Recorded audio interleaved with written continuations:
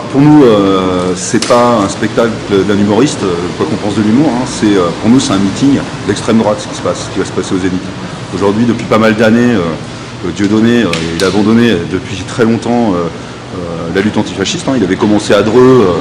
Alors c'est pour ça qu'il peut se mettre des illusions chez une partie de la population. Il s'était battu contre le Front National il y a des années, dans la première ville où ils avaient fait des scores à 2 chiffres. Aujourd'hui, il est passé de l'autre côté de la barrière, sans problème. Hein. On peut rappeler le fait qu'il fasse...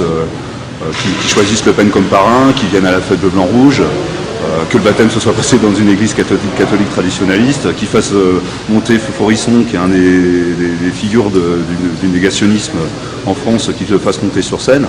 On peut dire ce qu'on veut, pour nous là on n'est pas dans de la provoque, on n'est pas dans un complice qui est malheureux de l'extrême droite, on est pour nous dans le cas d'un meeting d'extrême droite tenu par un militant d'extrême droite et qui est dangereux. Donc c'est pour ça qu'on ne veut pas que ce meeting se tienne.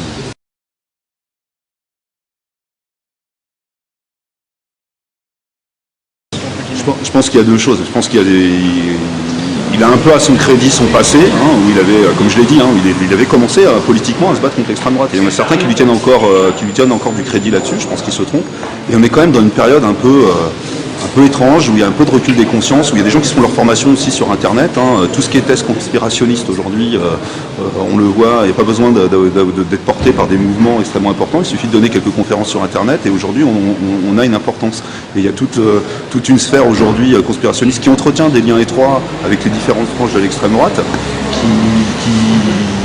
qui font que pas mal de gens sont paumés. Et Dieudonné participe de ça et bénéficie, je pense, d'un certain trouble de repères qui est lié aussi à la situation sociale, au chômage qui explose, un gouvernement qui se dit de gauche, qui mène une politique de droite. Mine de rien, tout ça contribue à altérer le jugement de pas mal de monde et à faire qu'il y ait ce recul de conscience militante qui fait qu'aujourd'hui, des gens, y compris qui peuvent être de bonne foi, on peut le dire, considèrent que presque Dieudonné comme un rebelle, alors que c'est un antisémite d'extrême droite sans problème.